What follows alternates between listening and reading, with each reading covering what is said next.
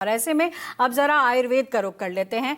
Doctor अंकुर त्रिपाठी हमारे साथ जुड़े हुए हैं। डॉक्टर अंकुर, आयुर्वेद में इसकी किस तरीके से चर्चा की गई है? क्या है इसका इलाज? क्या इसमें भी इसका अता और पता नहीं है, यानी कि यहाँ भी दबे पांव आता है और बिना सिम्टम्स की जानकारी है यहाँ भी आयुर्वेद में भी? नमस्कार। जो हमारा आयुर्वेद का एक मुख्य सिद्धांत है जो कि कहता है कि संक्षेपतः क्रिया योगो निदान परिवर्जनम, अर्थात वो कोई भी कारण जिनसे की बीमारी उत्पन्न हो सकती है उन कारणों का त्याग करना। जैसा कि दादा सर ने अभी बताया कि विभिन्न कारण बताए कि जिन कारणों से ये बीमारी हो सकती है या और ज्यादा उसका प्रभाव हो सकता है, तो उन सभी कारणों का ज्ञान होने पर या उन कारणों के बारे में जानकारी होने पर हमें इसके बारे में थोड़ा प्रिकॉशन लेना चाहिए। आयुर्वेद शास्त्र में हम इसको अधिमंत या तिमिर नाम से इसकी हमारे शास्त्रों में व्याख्या की गई है। अधिमंत के लिए एक सामान्य उक्ति आई हुई है, उत्पाटयत इवा अत्यर्थ नेत्रम निर्मत तथे तथा शीर्षो अर्धम चतम विद्यात अधिमंथम स्वलक्षण। अर्थात जो जो थोड़ी सी एडवांस स्टेज में या थोड़ा सा प्रोग्रेस होने पर ग्लूकोमा के मुख्य लक्षण आते हैं, जिसमें ऐसा लगता है पेशेंट को कि आंखों को कोई मथ रहा है या पेन हो रहा है या एक हेडेक की कंप्लेंट पेशेंट कई बार लेकर आता है नंबर बदलने के कारण या उससे रिलेटेड सिम्टम्स के कारण। तो इस प्रकार से अधिमंत का एक स्वलक्षण कह करके इसकी आयुर्वेद में व्याख्या की गई है। और तिमिर जो कि एक जनरलाइज्ड हम जिसको आयुर्वेद में लेते हैं, नेत्रगत व्याधियां जिनमें की विजन का इन्वॉल्वमेंट होता है, विजन डिटोरिएशन होता है, तो तिमिर और अधिमंत में मुख्य रूप से इस ग्लूकोमा की व्याख्या इस प्रकार से की। और इसमें फिर इलाज किस तरीके से किया जाता है? देखिए मैडम, आयुर्वेद जो है वो मुख्यतः जो जैसा कि कहा जाता है कि उसके मूलभूत कारणों पर हम उसकी चिकित्सा करने के लिए प्रयास करते हैं। तो इसका जो मुख्य, जैसे कि सर ने बताया हुआ है कि जो मुख्य कारण अन्य कारण है उनकी चिकित्सा करना। इसके अलावा यदि हम इस बीमारी हो गई और उस पर अगर हम चिकित्सा की बात करें तो मुख्य रूप से इस बीमारी का जो कारण है वो हम कफजन्य आहार विहार मानते हैं। अच्छा। आयुर्वेद कहता है कि सभी प्रकार का जो नेत्र रोग होते हैं उनका मुख्य कारण अभिष्यंद है।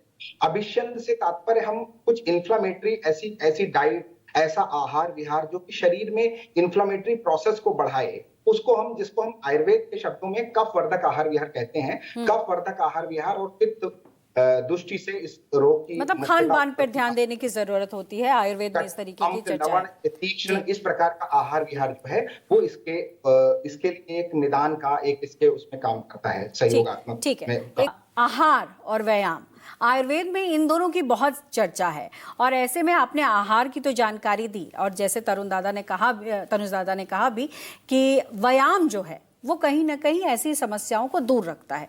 तो क्या कुछ होना चाहिए व्यायाम में? क्या करें जिससे कि ग्लूकोमा या किसी भी तरीके की आंखों की बीमारी से दूर रखा जाए? जैसा कि दादा सर ने बोला है कि सर ने एक्सरसाइज, व्यायाम और प्राणायाम का रोल बताया, उसी संदर्भ में मैं जोड़ना चाहूंगा कि आयुर्वेद तो कहता है कि आहार को महाभेषज की संज्ञा देता है। महाभेषज मतलब जो सबसे बड़ा सुपर मेडिसिन है वो केवल आहार है। तो जैसा कि कहा जाता है कि an apple a day keeps a doctor away, तो मैं उसमें ऐड करना चाहूंगा green leafy vegetables, fruits and outdoor a play keeps eye related diseases away. तो अगर इस तरह की दिनचर्या हम अपने बच्चों को, आने वाली जनरेशन्स को इस तरह का अगर हम कर सकते हैं तो ये आंखों के लिए बहुत ही फायदेमंद है। एक्सरसाइज क्या कुछ होना चाहिए?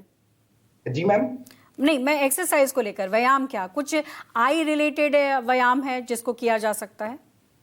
मैम, आई रिलेटेड व्यायाम जो है वो हम लोग अपनी ओपीडी में हमारे पेशेंट्स जो आते हैं उनको हम आई एक्सरसाइजेस, हमारे पास आई एक्सरसाइज यूनिट है जिसमें हम आई एक्सरसाइज यूनिट में उनको अलग अलग ऑक्यूलर मूवमेंट्स और बताते हैं किस तरीके से ऑक्यूलर मूवमेंट्स करके हम इस पे काम कर रहे हैं। इसके अलावा जो एक जनरलाइज्ड है, जैसा कि सर ने बताया है कि अनुलोम विलोम, प्राणायाम, मेडिटेशन एक्सरसाइजेस, रिलैक्सेशन एक्सरसाइजेस, ये बहुत ज्यादा हेल्पफुल है और प्रूवन है।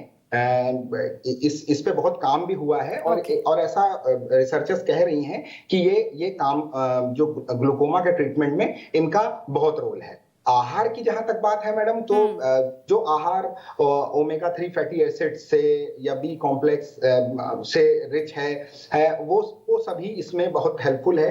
जैसा कि मैंने शुरू में बोला था कि जो कफ वर्धक आहार विहार है, तो जो आजकल ये जो जंक फूड है, जो हाई फैट कंटेंट वाले आहार विहार हैं, ये आंखों के लिए बहुत ही ज्यादा नुकसान करने वाले आहार विहार हैं। तो इनसे हमें बचना है, हेल्दी फूड, हेल्दी डाइट लेना है, और एक्सरसाइज, बिल्कुल आउटडोर प्ले बहुत इंपॉर्टेंट है। बिल्कुल ठीक बात है। और ऐसे में